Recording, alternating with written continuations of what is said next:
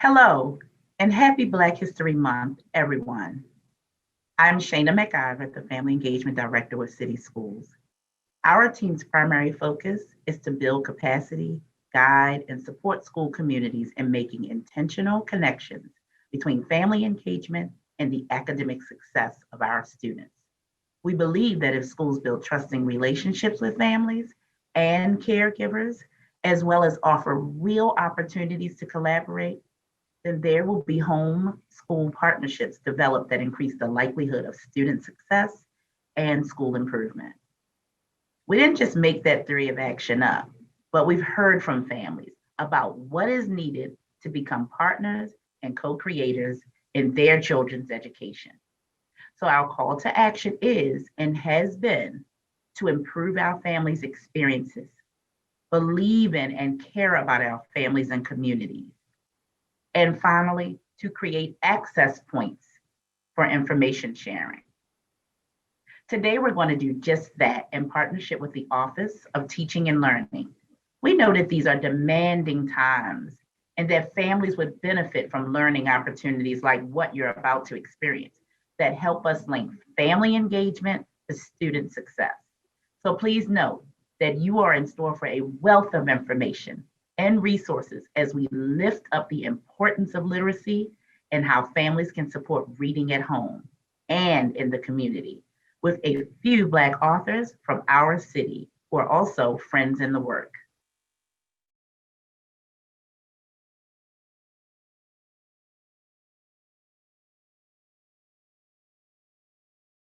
Good evening, City Schools families. My name is Monique Dubai, and I'm the Director of Literacy here for Baltimore's Children.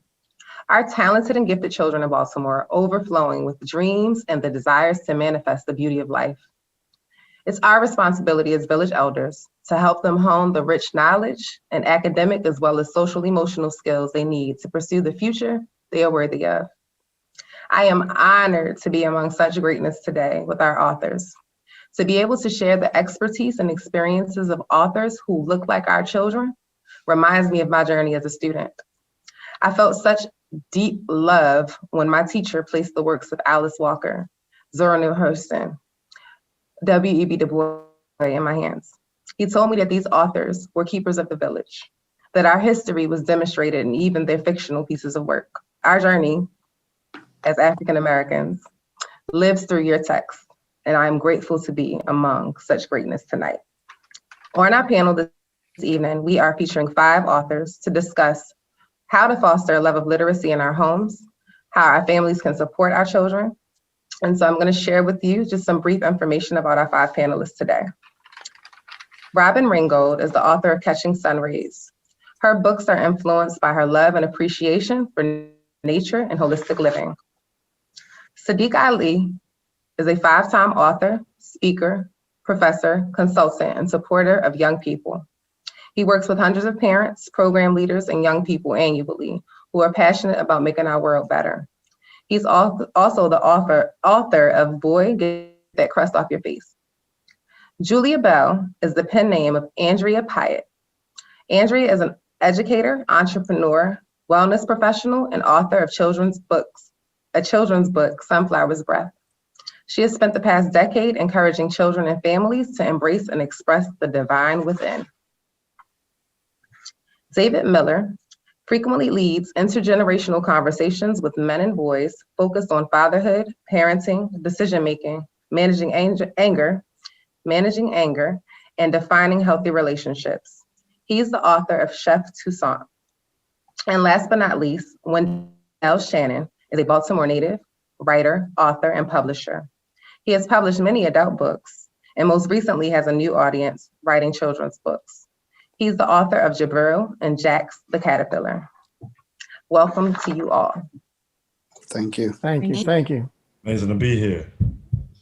So this first question, all of our panelists will respond, and we'll actually go in order of David, Andrea, Robin, Wendell, and Sadiq will wrap it up. When and how did you fall in love with literature? And what inspired you to be a children's book author? So I fell in love with literature based on the multiple trips. Every week we used to visit the Enoch Pratt free library in Baltimore City. And so I fell in love with books based on library visits. In terms of writing, I fell into children's book writing based out of necessity because I didn't see my own children represented in many of the children's books that they were reading in school. And so I started writing children's books based out of my own necessity to make sure my children understood that representation matters. Oh, goodness. So I fell in love with literature, actually. It was my mother. I too remember those wonderful trips to the Enoch Pratt Library and going down into the basement to the children's book section. That just seemed like this world among other worlds. It's like, wow, it's like you just got transported into a whole nother place. But my mother also is an avid reader. And I remember growing up and there were books everywhere. She was always reading. I would, try to get her attention, and she was into a book. She was always a part of book clubs. So that's where reading just was always a part of who I was. It was in my house. It was in my household.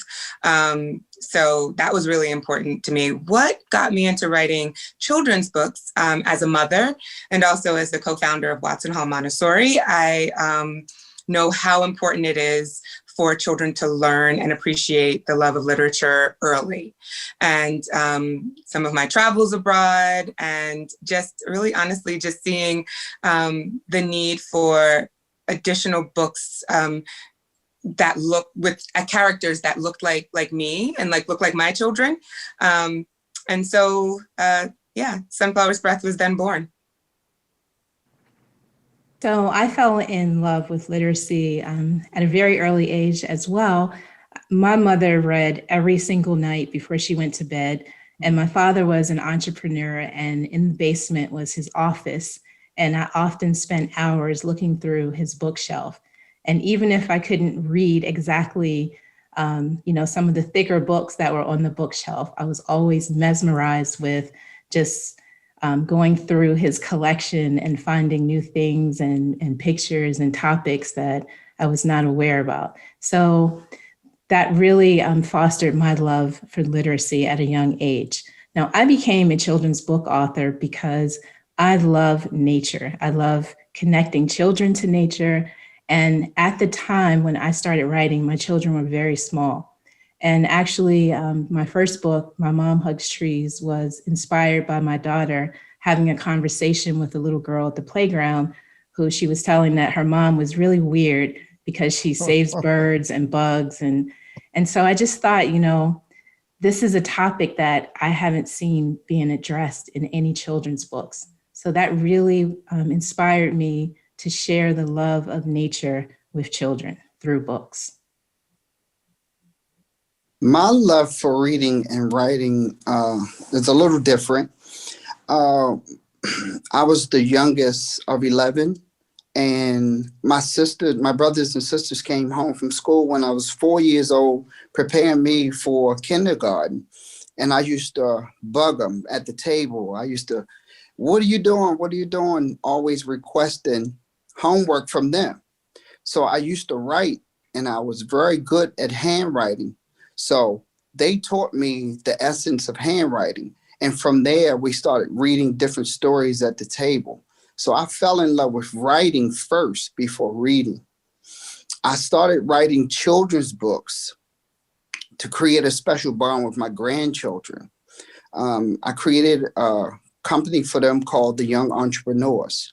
And with each of my grandchildren, I'm doing a book. So I dedicated books to all of them. I only have 3 more books to go. And it's been a fun and exciting journey. And I love to see them enjoy seeing themselves. That's the most important thing. And this is amazing. Kind of batting cleanup here. This is really amazing hearing all of these stories. And I will add similarly that, my love of reading absolutely came from my parents as well. Similarly, again, my dad was a social entrepreneur before he passed.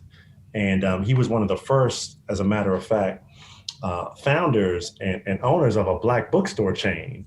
So growing up in the Washington, D.C. area, my dad was a founder of Pyramid Bookstore.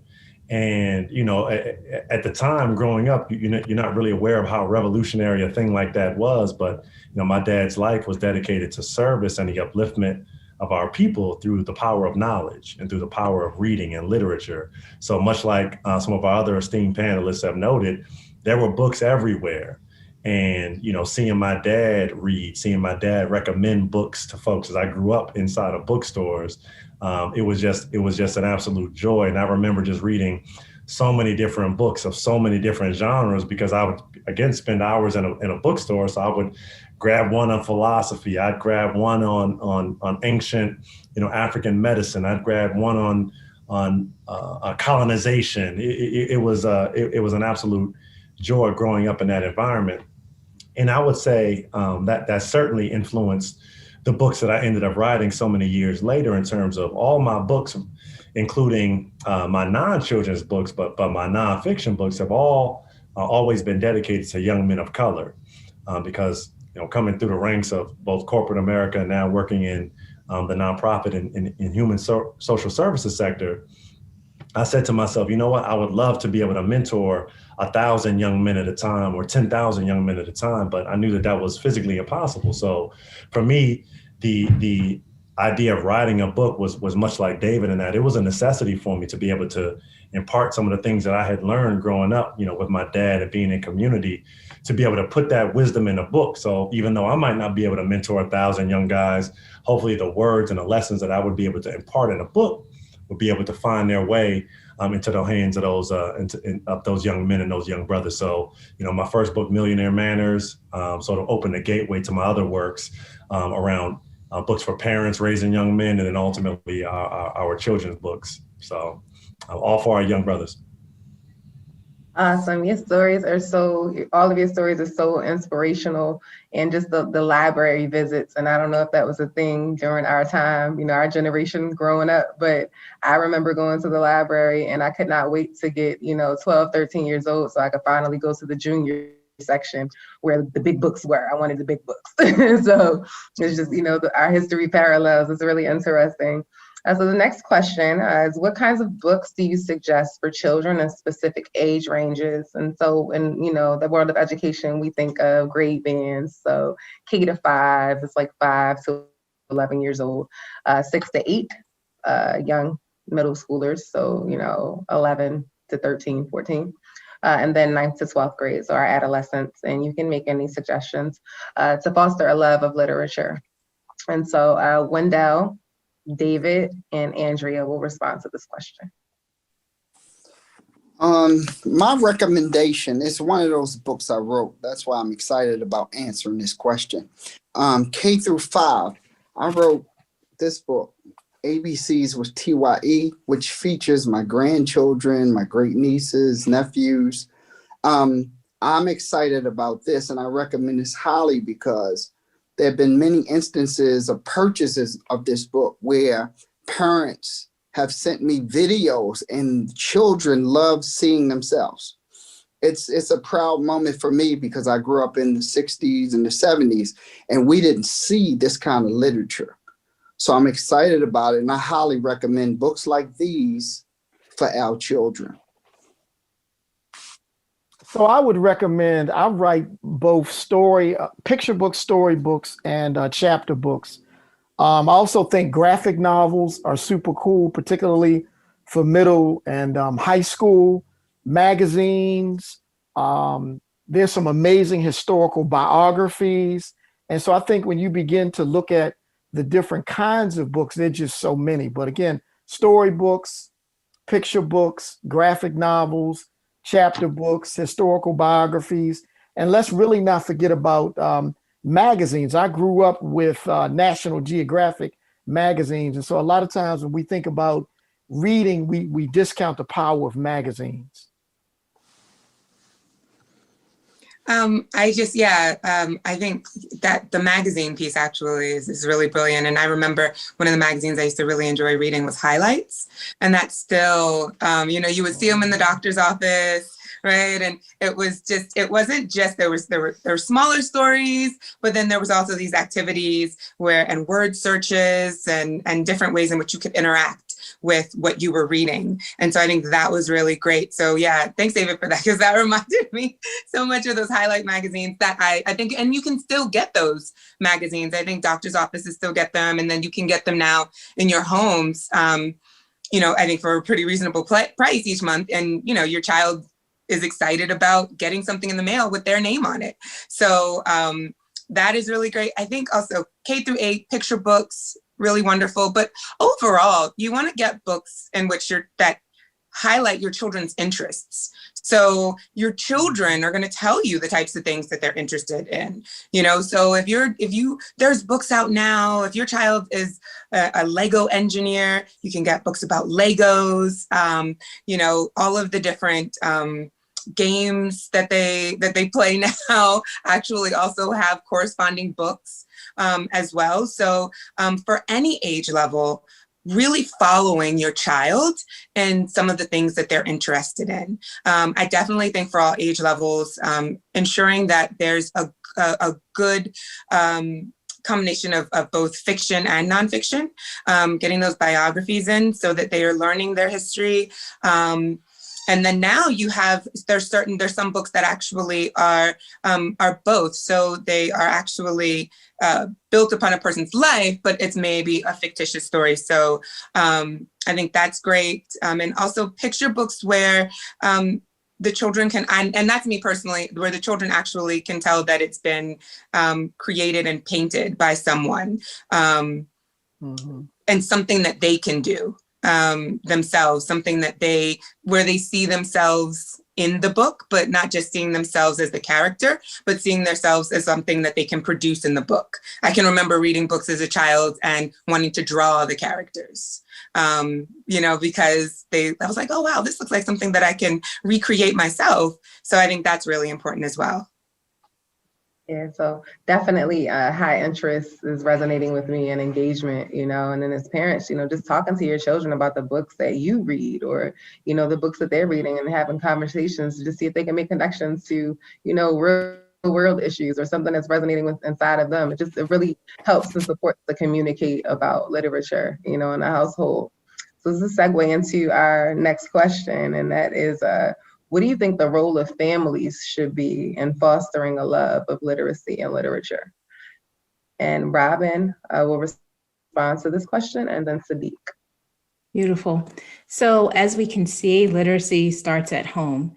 So one thing that I really encourage parents to do is to set aside a very small amount of time, even if it's 30 minutes a day, where they turn off the TV, they turn off their cell phones, and they actually dedicate that space just to their child, just one-on-one, looking them in the eye, connecting with them, even embracing them, and actually sitting with them to actually read a book, to tell a story, to even just talk about, what happened today, how are you feeling? Like really engaging with them in a deeper way outside of all of the distractions. So during this time, it's a great time for them to connect and to also to spend that time reading, having adventures, talking about what they've read. It really fosters not only the literacy, but also the connection with your child. And it makes them feel important. It makes them feel that you are paying attention, that nothing else is more important than them. So I think that really having the mindset that, oh, I don't have to read to my child, rather having the mindset, I get to read to my child. I get to spend this time with my child. So I think that's super important, because we know that that is what makes a difference in literacy and impacting your child. I love that so much. I have almost the exact same points, but I would add in a couple of additional ones. But again, cannot agree more with this idea of, again, us as parents, we have to model that which we want our kids to emulate. So again, if we want our children to read, we have to be reading. If we want our kids to read, there have to be books available in the house. If we want our children to love reading, we have to love reading. And as we know, the research is not very kind to adults as it pertains to literacy. So I think that's the very, very first point, is that anything that we wish our kids to do, we as parents, as the adults, we have to model. So I'll just start there. And then additionally, I love the quiet hours time. That's something that we work really, really hard every weekend, at least for there to be a couple of hours where there's no tech, there's no TV, there's quiet time, which is specifically designed for our family to read. And I just think that the routine around reading is such a big deal. So in addition to some of those quiet hours on the weekend, we'll also do nighttime bedtime stories. That's an opportunity. All right, so we have a strict division of labor in my house. Like, my wife does a whole lot, but I got bedtime, and that's my time for my two youngest sons, our 7 and our 3-year-old. They alternate nights. So each night, one of them gets to pick a book, and the other night, the other one gets to pick a book, and we'll read that story. That's our bonding time. And it's really become a beautiful part of our routine on a day-to-day basis that they look forward to. And the nights where daddy has some work to do at night, or, those rare occasions where I'm not able to read to them, or if I'm traveling, they're in tears. They're upset with me because something has gotten in the way of our bedtime, story time, ritual, and routine. So I just think, again, establishing those rituals and routines, something that, again, as Robin pointed out, something that they can get excited about and look forward to, is just supremely powerful. Absolutely. Thank you both. Something came to mind as, we're talking, and we're talking about, setting the conditions up, but also modeling for our families. And I would be remiss if I didn't say that adult illiteracy is an issue that is, we face in our city as well. And so what happens to the young mother, the young father, or even the older mother, the older father, who cannot read themselves, or, embarrassed to pull out a book in front of their child? And so it just has me thinking, when our children come home, why don't you read to me? Show me what you know, and being vulnerable, but it comes with that connection, and you're making that sacred space that Robin talked about, right? For your children to be able to, read with you. And I know that that's difficult and something difficult to face as an adult, right? But there are resources available and supports available for struggling adult readers as well. So I will, as the director of literacy, make those resources available to our families as well. And so what's one tip that you have for families to support their children with developing a love for literature? And Wendell and Robin will respond to this question. Robin, I thank you for your response. Engagement is vitally important. You have to engage your children. And you just said, Monique, about parental illiteracy. There's a remedy to that. Many families are filled with children. And even in my family growing up, as I said before, my siblings taught me because my mother was illiterate. My mother had a 6th grade education, so I know. But her formula, her remedy was to have children teach the other children, because we were stair-stepped in education. So again, a lot of, one comment was direct engagement by the parent. But I would suggest also that sibling engagement, that story time amongst the children for fellowship. A lot of times that disassociation, and it's not possible to give them that direct attention all the time, especially when you have other children. So that engagement can come from the parents, and it also can come from the siblings. And a wonderful idea that I heard that I would suggest is have the children read to you. That engagement. We go to Walmart and we shop for different things, especially toys. Get them a toy and get them a book, and have them while you're driving. I know a lot of children just sleep during drives. Have them read to you while they're driving. Have them read to you while you're cooking.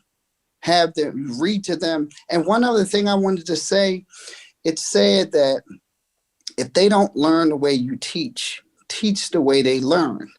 Children love TV. There's a thing called closed caption. Turn the volume off and let's read the closed caption so they can get the comprehension as well. And you'll see them develop from there. So there's many tools to get around the illiteracy. But I would encourage parents to take advantage of what you offer, Monique, and get involved. So I'd also like to just add, there's so many ways that we can encourage literacy, and we kind of just think of books, but think about things outside of the box, like, maybe you can cook together. So maybe you pull out a recipe and have your child read the recipe while you're cooking. So that's still infusing literacy, but yet you're doing something else. Another great thing that I used to do with my children is, the little like brochures that you might get at a park, or that explain the different trees or the different birds or the different plants that might be, in the area. So you can have one of those. You go to a park and you have that for your child to read and see if they can spot, oh, it's this tree and this tree does this. And also at parks, a great thing is lots of parks have little placards that talk about different things that are in the park or different native species. So there's always different things that they can read while you're out. I mean, even reading signs. I remember when I was a child, I was always reading signs and looking at things outside of the car and reading. It's like, it was kind of like a constant infusing of literacy in every aspect of our lives. So it doesn't have to just be in that small amount of time that we dedicate to, a bedtime story. It can be, infused in all kinds of areas of our lives. So. Absolutely. Thank you for those tips. How can families help their children that are reading on grade level? So we're talking about children who do have the ability to pick up a book and read independently. What are some tips for families in supporting those children? And this question will be answered by Sadiq and David.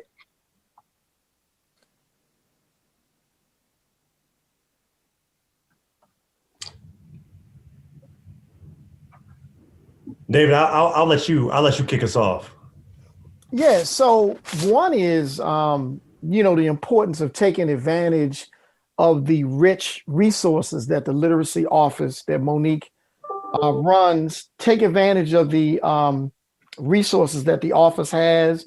They have online resources and things that can support families. I also think it's really important that parents have an active, ongoing relationship with their child's teacher, because oftentimes you'll be able to find out how your child is doing academically and whether or not your child is on grade level, as well as the teacher can also provide supplemental reading. Even if your child could be advanced and is excelling above grade level, the teacher can recommend some additional resources. The teacher can also identify resources if your child is struggling, and it could be your child might be in the third grade. The teacher may recommend a few first or second grade readers so that your son or daughter can begin to feel comfortable, build a high degree of confidence as it relates to reading some of those earlier readers that may not be on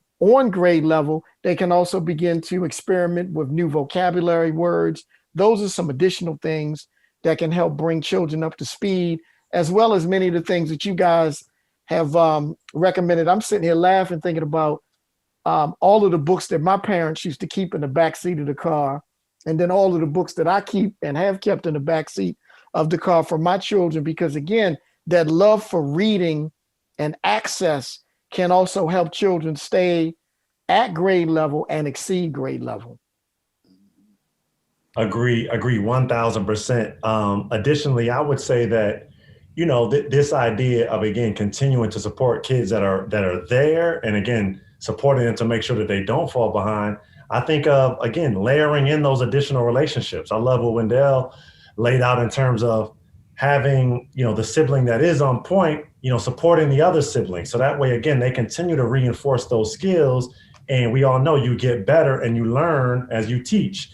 So I think that's one technique there. I also think, again, just generally, as we communicate with the school and any sort of after school programs, et cetera, but again, encouraging that young person to become that peer tutor, to become that peer mentor, to become that peer literacy coach, I think is incredibly powerful.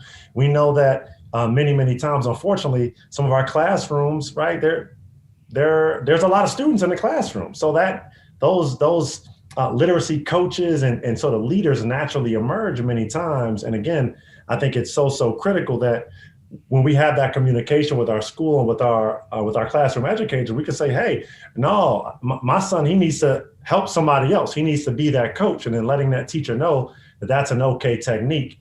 And then I would say lastly, and this is for both, to David's point, for young people that are on reading level and those that are not quite there, that might be struggling a little bit, again, continuing to layer in those additional adult relationships. So those young people that are involved in a mentoring program or involved in an after school or OST program, right? Those big cousins, those big siblings, aunties, uncles, grandparents, everybody has to chip in terms of helping to support that reader. So it's not just me when we're doing our quiet times, but listen, when they come over there, I need it to be quiet for an hour where they read or they're doing something to help stimulate their education. That's an everybody job when we talk about this idea of bringing the village to life. Can't just be all on the parents. It starts with the parents, but it can't end with the parents and lie solely with the parents.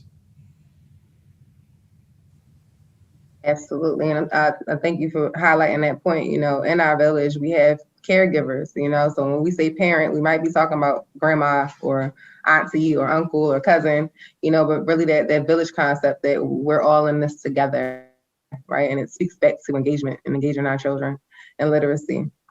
So do you have any strategies you could suggest to help create a literacy-rich environment in our homes? And Andrea and Sadiq will respond to this question. I'm sorry, Andrea and Wendell. Andrea and Wendell will respond to this question. Well, the first thing is to have books accessible to your children that are developmentally appropriate, right? So you want to make sure that you have books that your child can read. And sometimes, instead of have a family to engage the family, instead of having a family member maybe buy that video game, maybe suggest that they purchase a book for your child. I know in my family, my mother is always giving books. If she gets a video game, she's also giving a book right along with it. So, those types of things, they help to build the child's library. Also making sure that your library is also kind of rich. So parents also having books that they enjoy reading. And once again, the children will see that. Also, one of the things that I used to do in my home with my children when they were first learning how to read was we would make little placards just on pieces of paper. And I would actually put the name of the item on whatever it was. So if it was the refrigerator had a name tag. I think for the longest time, the bathtub had a name tag actually on the outside. So just placing different words around the house so they begin to associate the word with the item. Also engaging children in different writing activities. And then if you have a small child or a younger child, you can use a number of sensorial items like rice, sand, where the children, you can put it on a tray and the children can trace their letters. So they're learning, they're associating the letters, and it's all kind of coming together as one for them. That's a good question. There are several strategies to create a literacy-rich environment at home. One, what we do as adults, affirmation posters, stickers, notes. But one thing I wanted to stress, I'm a little different. So I was a writer before I was a reader. So, and I know children are failing in that environment. We have to get back to having them be manual with writing. We did book reports. We did book reports for assignments. when we did things in school, I was a good guy. But when we did things in school, we used to have to write words 100 times. And that was to reinforce the handwriting. But it also reinforced comprehension. So I know kids are not writing as much, but I would want to reinstitute that. Let's reinstitute book reports. The same way we encourage them to read, let them not get away with not reporting. Let's talk about it. Tell me about the book. How do we know that they read the book? How do we know they comprehended? So that engagement that Robin spoke about is so important. It just warmed me inside. But when you go encourage them to read, Walmart visits, we do that a lot. I know during pandemic, we're not doing it as much, so we're ordering online. But let's encourage the children to read, but let them report out. It's very important that we have a discussion about it. Yeah. So you took us back on the book report days. So Sadiq is gonna comment. Hey, no, I love it. I love it, and it's very similar to, again, just a couple of additional points. I would also say, to Andrew's point, like making an explicit request for books during gifts. Cool, like my 7-year-old, he loves Legos, but I tell him he don't need another daggone Lego set. Get this man some books or contribute to that little man's 529. That's what we on in 2020 and 2021. He don't need no more toys, right? And when he does get toys, my wife knows I'm like the toy police. He get one toy every 3 months. You're not about to open 15 toys at one time, at one birthday gift or one holiday season. So, but really mixing that up, like, hey, if you guys are gonna get him something, right? Again, buy him a share of stock or get him a book. Those are kind of our new requests. And then secondly, to the book report comment, I'm all about the payola. So we got a rule, right? I'm paying for book reports. I'm paying for every book read. Like whatever we have to do, especially for our young men, to get them engaged and get them excited. You want those new J's? I just told my 15-year-old, you want those new J's? Hey, holler at me after you read these 10 books right here in this list. Like, it's like that. Like, we have to do whatever it takes. And, you know, there's so many ways that folks can earn money, but let's start attaching money and incentives in terms of the things that we know our young people like. Again, especially our young men, which at those teenage years, right, they want money so they can go and buy their things. So, hey, it's a quid pro quo. You read that, you're going to get this and be rewarded for it as such. Again, until the natural love sort of takes hold, and then we don't have to do that anymore. Mm-hmm. Mm-hmm. Absolutely. So how can families help their children who may be struggling with reading? And I'm going to pivot to Andrea, Robin, and Wendell. So I think that particular question is multi-layered. I think the first thing that we have to do is when we know that our children are struggling with something, we have to support their emotional and mental well-being.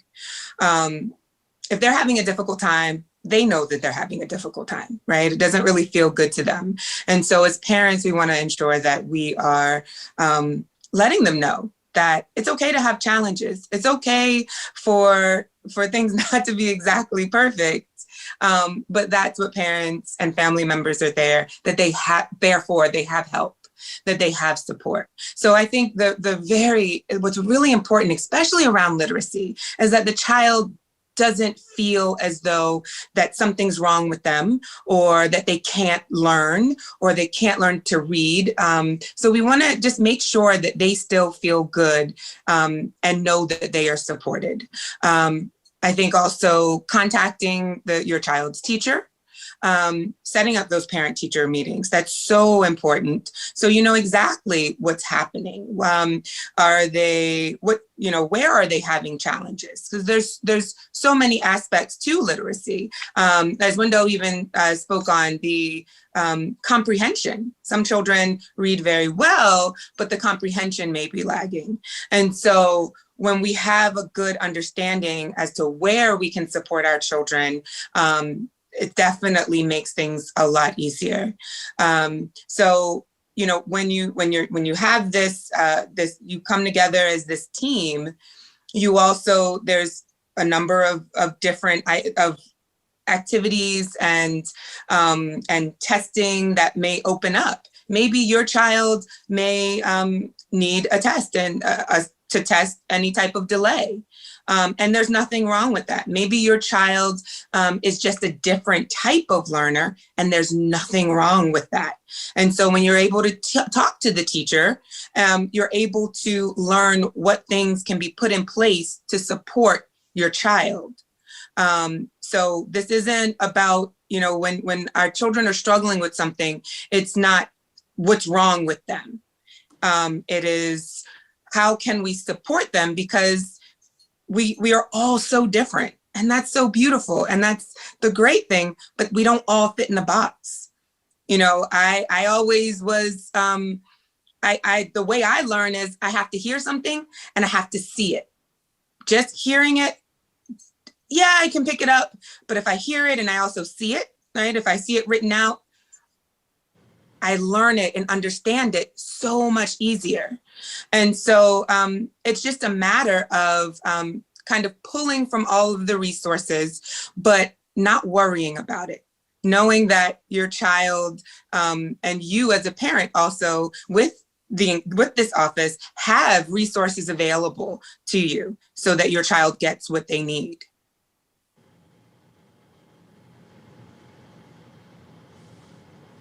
Is it me?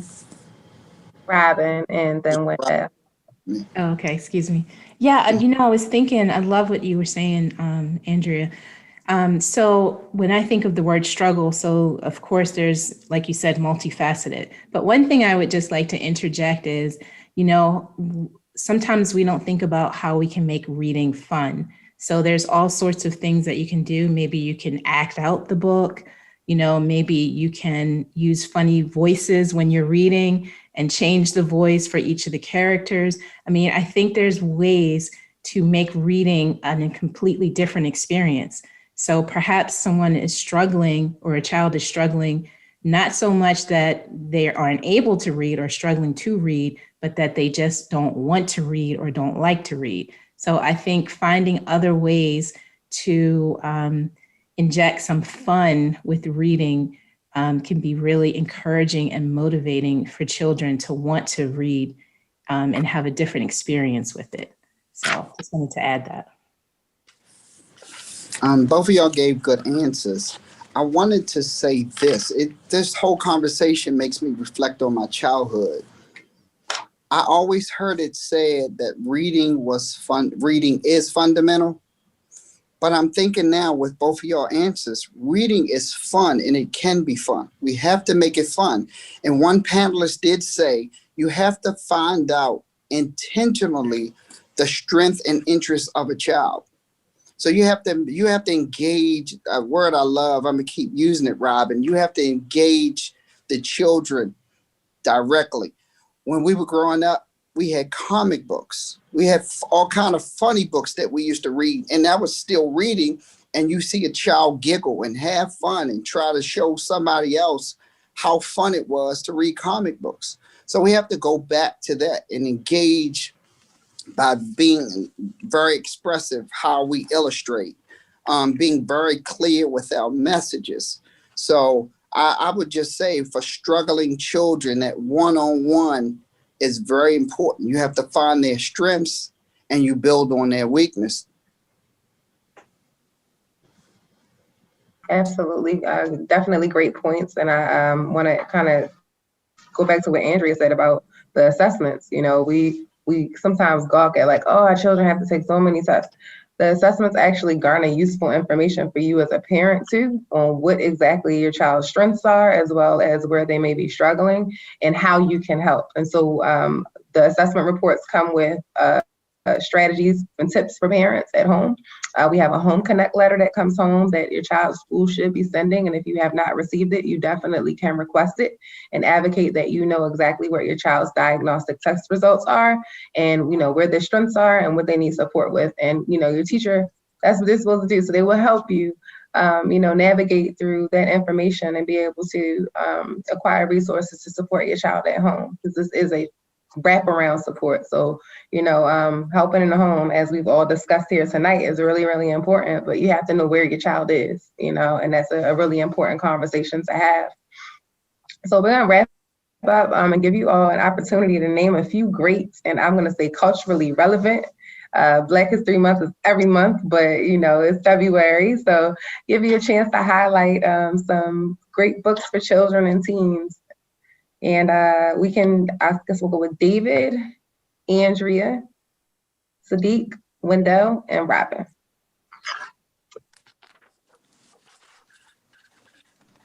I'm gonna shout out two of my friends, New York Times best-selling author, both Jerry Craft with the book The New Kid, one of the hottest graphic novels out, and also Kwame Alexander, The Crossover, and he just did a book on Muhammad Ali. And one of my favorite authors is Derek Barnes out of Charlotte, North Carolina. He wrote a book called The King of Kindergarten. And so those are just three super dope authors who have amazing books.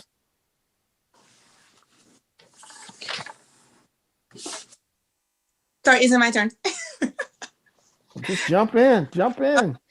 Yeah, no, actually, one of the books I don't want to duplicate, but I am also a huge proponent of kind of going back to some of those authors who may not necessarily kind of like jump out at us immediately, but authors also that I remember enjoying reading, going back to like Toni Morrison, like books like Sula and The Bluest Eye. Those are amazing books, I think, for middle and high schoolers that I think are really important historical books that give really important historical context, especially during the month of Black History, even though Black History is every single month. It's 12 months out of the year. So, I like to encourage, my children I have a teenager and I have a preteen and adolescent. And we go back and we look at and read some of the novels by folks who are not contemporary in this moment. So I think that's really important as well. And I'm actually, even it's funny, I just got a really great book about the life of Ralph Ellison. So even going back to The Invisible Man, if you have a high schooler, that actually is on the list of my high schooler for him to read this year. Awesome. These are some great ones. I would add in a couple of my personal favorites and then a couple sort of more recent ones that I've personally just purchased for, again, my 15-year-old and his 16-year-old cousin, my nephew. But certainly two books that were just pivotal for me, and I read them in middle school, was Nathan McCall Makes Me Want to Holler. It just blew me away. I was just like, oh my God, that was, I read that one. Monster by Sanyika Shakur, was again absolutely just mind-blowing to me, the transformation, but also that wasn't my reality, thankfully, but it just blew me away that this was how some of our young people were living. I was just blown away, and it brought tears to my eyes. And then the OG classic, right? Autobiography of Malcolm X. It still stands the test of time today. All those lessons, I recently reread it, and 70 years almost, or 60 something, no, almost 70 years since that book was published. It is still as fresh as ever. And I encourage all of our young brothers to read it, followed by sort of one of my new favorites is Jason Reynolds, who's in the same vein of Kwame Alexander, some of his work, but his Long Way Down graphic novel is a masterpiece. And like I said, both my son and my nephew received copies of that just for I Love You gifts. My son got it for Kwanzaa, and then my nephew, he just got it just because I love him. So those are a couple of my favorites. To name a few culturally relevant books for children and teens, Hidden Figures is still one of my favorites. Miss Shetterly wrote that. And I'd be remiss if I did not speak in honor of our beloved Elijah Cummings. It's a book called A Good Kind of Trouble by Lisa Moore Ramey. I encourage kids to read that. And we have to pay homage to Elijah Cummings. And I'll repeat The Undefeated by Kwame Alexander. So he got 2 votes on our panel. Very good book, very enlightening. So I guess I'll wrap it up. So one of my favorite authors now is Netti Okorafor, and she has written a middle grade book called Ikenga, and I think she has a children's books and some other amazing books. So I really love her work. Also, I was just thinking when I was coming up, I remember Roll of Thunder, Hear My Cry. I remember that book having such a deep impact on me. So I definitely have to mention that one. So yes, so many good books out there. Oh yeah. So I have this air back to getting those books in my hands where you would read the words and they resonated because it was something you heard your grandma say growing up, right? So I fell in love with Zora Neale Hurston and the picture of the South that she painted when you read Their Eyes Were Watching God, or when you read Of Mules and Men, and it just touched my soul. So I still recommend those types of books. And then I think because I'm a historian, just tapping into our history as a people, it just speaks to my heart. So I love reading, and I call those the classics. Those are the classics. And then definitely Long Way Down. We actually provided that book to our middle schoolers. I think it was last year, maybe 2 years ago. And I had kids who I couldn't get them to pick up a book. They was like, Mr. Bye, did you read this book? Which chapter, where are you in the book? Let's talk about it. And we were having literacy chats, informal in the hallway. So just really excited about that. And it just speaks back to that engagement. And so now that I'm not a principal anymore, and as a director, I have to ensure that, our blueprint for success is iterated in every school, every community, and that we're even extending into the home. And when we talked about earlier about, governmental agencies and, community organizations, and ensuring that we're all liaising and standing up as a village to ensure that we're creating these conditions for our children, right? So ensuring that, we not only create those conditions, we maintain those conditions, we care for those conditions, and we disrupt those conditions if they don't serve our children any good. It was an honor, a joy to moderate this discussion tonight. I learned so much about you. I feel like I had 5 new friends. So thank you for your time, and be blessed. Thank you. Yeah, Thank you.